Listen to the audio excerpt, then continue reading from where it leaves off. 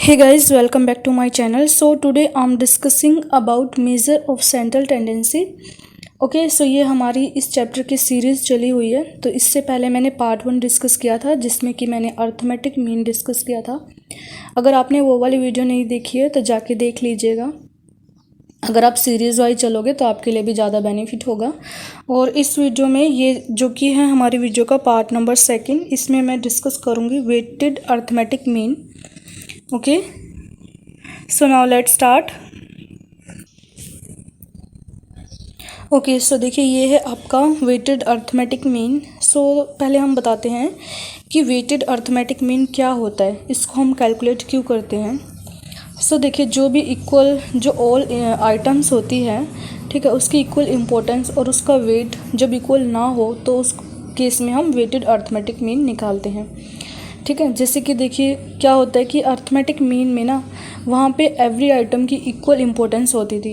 ठीक है, बट क्या ऐसा हो सकता है कि सारी केस में इक्वल इम्पोर्टेंस हो एवरी आइटम्स की? तो ऐसा तो नहीं हो सकता ना। और ऐसे केस में जब हम अर्थमेटिक मीन निकालते हैं तो उसका आंसर जो होता है हमारा रॉन्ग आता है। तो ऐसे केस में जब जो आइटम्स होती है उनकी इक्वल इम्पोर्टेंस और उनका इक्वल वेट ना हो तो वहाँ पे हम वेटेड अर्थमेटिक मीन निकालते हैं। ओके सो आपको समझ में आया होगा। सो देखिए पहले तो वेट का मीनिंग ही क्या होता है। वेट का मीनिंग होता है वजन और भार। ओके आप सबको पता है वेट का मीनिंग क्या होता है। ठीक है, तो देखिए यहाँ पे क्या लिखा है, the arithmetic mean as a discuss earlier given equal importance. ठीक है, टू ईच ऑब्जर्वेशन। जो मैंने अभी बताया कि अर्थमेटिक मीन में क्या होता है, इक्वल इम्पोर्टेंस होती है एवरी आइटम्स की। और in some cases all observation do not have the same importance. ठीक है, सारे केसेस में ऐसा तो नहीं हो सकता कि सबकी इम्पोर्टेंट इक्वल हो। ठीक है, so when this is so we compute arithmetic mean. ऐसे केस में हम अर्थमेटिक मीन को कैलकुलेट करते हैं। The arithmetic mean, the weighted arithmetic mean का जो फॉर्मूला होता है वो होता है ये वाला। ठीक है, जो कि होता है सिग्मा एक्स और डब्ल्यू जो है साइन है वेटेड अर्थमेटिक मीन का। और ये इसका फॉर्मूला होता है summation W X divide by summation W. Okay so ये होता है इसका फॉर्मूला। और देखिए ये है समीशन एक्स बार डब्ल्यू को हम रिप्रेजेंट करते हैं वेटेड अर्थमेटिक मीन से, और W are the weighted assign to be a variable X. ठीक है, ऐसे हम इसको कैलकुलेट करते हैं। सो देखिए ये इसका एक फॉर्मूला होता है। इसके दो फॉर्मूले होते हैं, एक ये वाला और एक और फॉर्मूला है जो मैं डिस्कस करूँगी। ठीक है, ये इसका एक फॉर्मूला होता है। ठीक है, ये फॉर्मूला हम तब लगाते हैं जब फ्रीक्वेंसी गिवन नहीं होती, तब ये वाला फॉर्मूला हम यूज़ करते हैं। ठीक है, जैसे कि देखिए यहाँ पे if the final examination is 50% of grade and each mid term assignment is 25%, then the weighted arithmetic mean is given as follows. ठीक है, इसमें जो स्टार्टिंग में 50% दिया है, देन उसके बाद आपको मिड बोला है, मिड टर्म असाइन इन 25%। ठीक है, तो आपको 3 वेटेड अर्थमेटिक मीन दिया जो कि आपको ये फॉर्मूला है। देन इसमें सिंपली आपको ये पुट करना है वैल्यूज़ और आपका आंसर निकल जाएगा। ओके बहुत ही सिंपल सा फॉर्मूला है आपको ये। और एक और क्वेश्चन आपको दिया है, देखिए suppose you got 80 in the final exam and 95 in the first and mid. ठीक है, फर्स्ट में और बीच में आपको 95 and assign 85 in the second mid assignment. ठीक है, तो यहाँ पे पहले आपको 80 दिया है, 95 और 85। ठीक है, और टोटल आपका कितना होता है परसेंट, ये होता है आपका 100। तो आपने निकाल दिया है। अपने सिंपली जो फॉर्मूला था, अपने जो ऊपर वाला फॉर्मूला देखा था उसमें सिंपली आपने पुट किया और आपका आंसर निकल गया। ठीक है, फिर उसके बाद आपका ये टेबल हमने दिया है, टेबल हमने बनाया जो कि हमने जो ऊपर वाला जो डायग्राम बोला, जो फॉर्मूला बोला था इसमें हम पुट करेंगे। सो सिंपल हम इसको टेबल में ड्रॉ कर लेंगे। ओके सो देखिए यहाँ पे ग्रेड्स पहले दी हुई थी, जो आपको ग्रेड्स मिले थी। आपको पहले मिला था 80।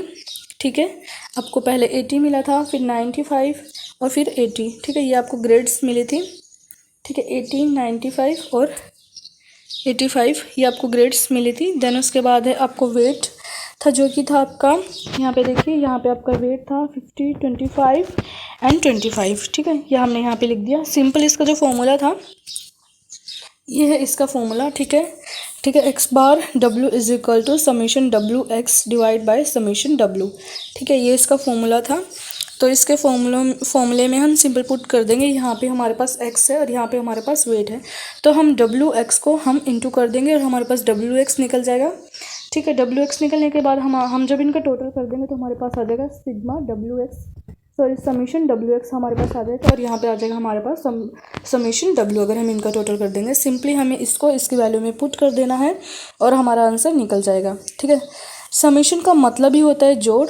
ठीक है, ओके। सो यहाँ पे देखिए,